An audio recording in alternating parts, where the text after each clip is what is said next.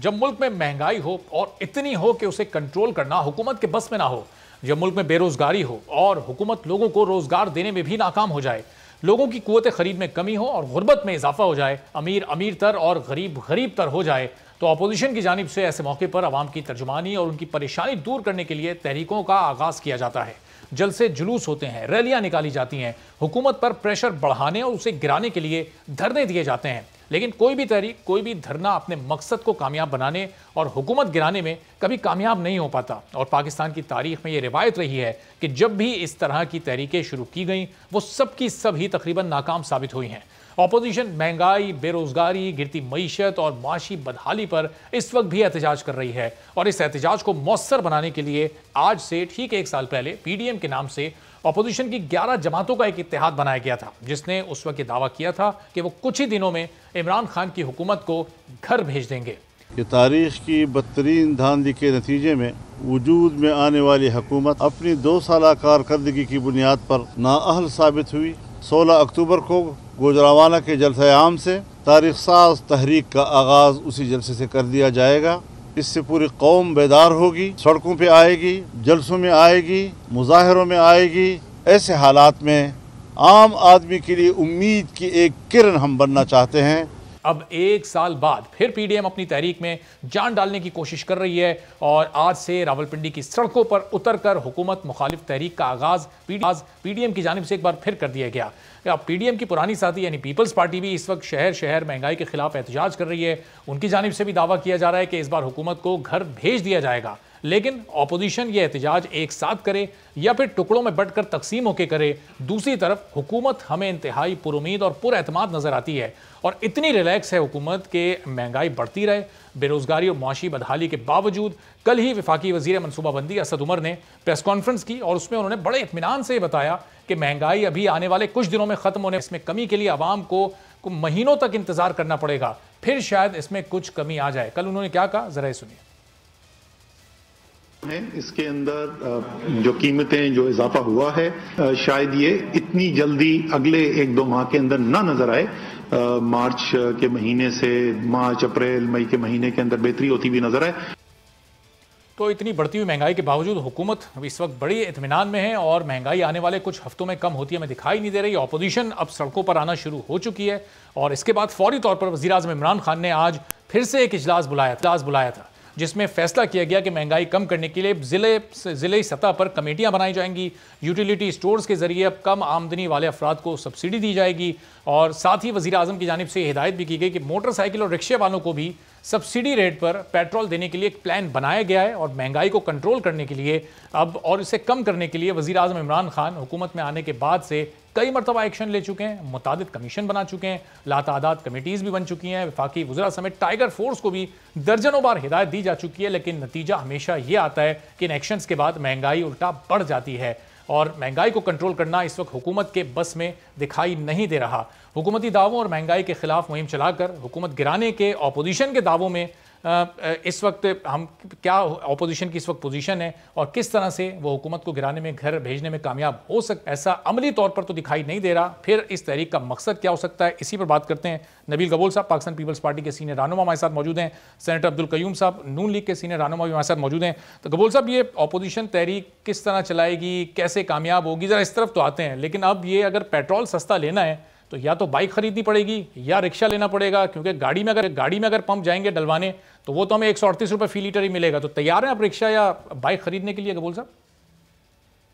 मैं तो बड़ा वेलकम करूंगा इमरान खान के इस ऐलान को, वरना मैं तो साइकिल खरीदने के चक्कर में था, क्योंकि मैंने तो कहा कि भाई हम जैसे लोग भी जो है अब इस काबिल नहीं रहे कि हम अपनी गाड़ियों में बैठकर कहीं सफर कर सके। लेकिन अब जाहिर है अब मोटरसाइकिल या रिक्शे की तरफ जो है जाना पड़ेगा। लेकिन उन्होंने साथ साथ एक अपॉर्चुनिटी खोल दी है, एक मैं समझता हूँ मौका दे दिया है कि मोटरसाइकिल पे, रिक्शे पे और बसों पे जाकर लोग पेट्रोल डीजल खरीदेंगे और उसी रेट पे बाहर जाके बेच देंगे गाड़ी वालों को। अच्छा, ये एक उनके बार धंधा मेरे ख्याल में उसने जो है इमरान खान ने लोगों को जो है कि एक आप लोगों को धंधा कराने का तरीका उन्होंने दिया है। बाकी देखें, बात यह है कि ये सब्सिडी देना लोअर क्लास या मिडिल क्लास के लोगों को, ये इस मसले का हल नहीं है। मसले का हल इमरान खान के पास है ही नहीं, क्योंकि इमरान खान तो एक मजबूर लाचार वजीर आजम है जो मजबूरी में बैठा हुआ है वजीर आजम की कुर्सी पे, और हुकूमत जो है वो IMF चला रही है। उसके कहने के ऊपर जो है पेट्रोल की कीमत बढ़ती है, उसके कहने पे डॉलर्स की कीमत बढ़ती है, रुपया जो है बदतरीन सतह की तक नीचे तक पहुंच गया। ऐसे हालात में पब्लिक, अगर हम बात लेंगे तो पब्लिक तो हमें जूते मारेगी ऑपोजिशन को।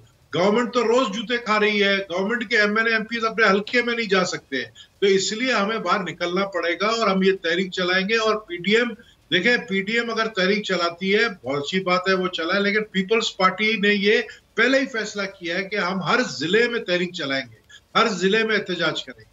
उसका क्या रिएक्शन होता है, क्या असर पड़ता है, वो आने वाले दिनों में। तो कबूल साहब कह रहे हैं कि IMF हुकूमत चला रही है। ये माजी की हुकूमतें भी IMF के पास जाया करती थी, कर्जा लिया करती थी। आपके दौर में भी ज़ाहिर हुकूमत गई IMF के पास, नून लीग की हुकूमत भी गई, ये हुकूमत भी गई। तो ये इस बार IMF की शराइत क्यों इतनी सख्त हमें महसूस हो रही है? या हुकूमत इस प्रेशर नहीं बर्दाश्त कर पा रही है? आप लोग की हुकूमतों ने वो प्रेशर बर्दाश्त कर लिया और आवाम पर उतना मुंतकिल नहीं किया इस महंगाई का बोझ, ये हुकूमत बर्दाश्त नहीं कर पा रही, या IMF का प्रेशर बहुत ज़्यादा सख्त है, शराइत बहुत ज़्यादा सख्त है?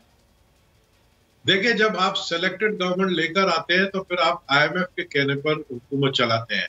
हम लोग की इलेक्टेड गवर्नमेंट, हमने IMF के प्रेशर या उनकी ब्लैकमेलिंग में नहीं आया। हमने, ठीक है, हमारे दौर में जो है चीजें महंगी अगर होती थी तो हम साथ में सब्सिडी दे देते हैं। हमने कभी वो बोझ आवाम के ऊपर नहीं लेकर आए, वो बोझ हुकूमत के ऊपर हम जरूर लाते थे, लेकिन बोझ डायरेक्ट आवाम के ऊपर नहीं लाते। क्यों हमें कहा जाता है कि जी अगर हमें आप चोर डाकू बोलते हैं तो वो लोग आवाम कहते हैं यार ये अगर चोर डाकू थे तो हम कम से कम जो है बेरोजगार नहीं थे, हम रोजगार देते थे। जितना रोजगार पाकिस्तान में पीपल्स पार्टी की हुकूमत ने दिया किसी ने नहीं दिया। मुझे बताए ना ये रोजगार दे रहे, इन्होंने वादा किया 1 करोड़ रोजगार की, उल्टा रोजगार छीन लिया, लोगों को खुदकुशी पर मजबूर कर रहे हैं। ऐसे हालात में मुझे समझ नहीं आता। मैं तो 100% अभी मुझे यकीन है कि इमरान खान खुद भी चाहता है कि ये असेंबली को हुकूमत वो छोड़ दे ताकि वो इज्जत से बाहर निकले। जैसा कि आपको याद होगा जनरल अयूब खान को जब गाली पड़ी, जब उसको एक गाली पड़ी तो उसने कहा गाली से अच्छा है कि मैं घर चले जाऊं। तो इमरान खान का पता नहीं वो, लेकिन कबूल साहब शेख रशीद साहब तो रोज ये दावा करते हैं, यकीन दिलाते हैं कि ये इमरान खान साहब अपनी 5 साल मुद्दत पूरी करेंगे। आप कह रहे हैं कि वो इस वक्त वो चाहते हैं कि उनकी हुकूमत खत्म हो जाए, असेंबलियां डिसॉल्व हो जाए, काबीना के मेंबरान तो मुद्दत पूरी करना चाहते हैं। देखिए, शेख रशीद तो माउथ पीस है गवर्नमेंट का, ज़ाहिर है मिनिस्टर माउथ पीस होता है, वो जो गवर्नमेंट के हक में होगा वही बात करेगा। शेख रशीद भी अब जानता है कि ये हुकूमत सर्वाइव नहीं कर सकती, लेकिन वो मजबूर है।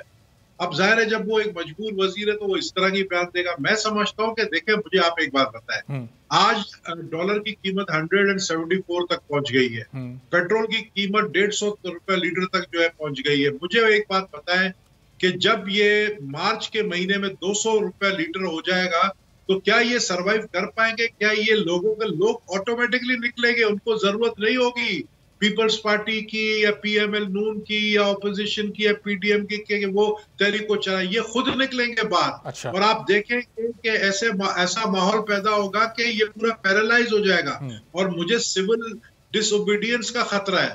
तो ऐसे हालात में मैं समझता हूं इमरान खान अपनी इज्जत बचा के खुद इस्तीफा दे। सब्सक्राइब करें और बेल दबाएं ताकि कोई खबर रह न जाए।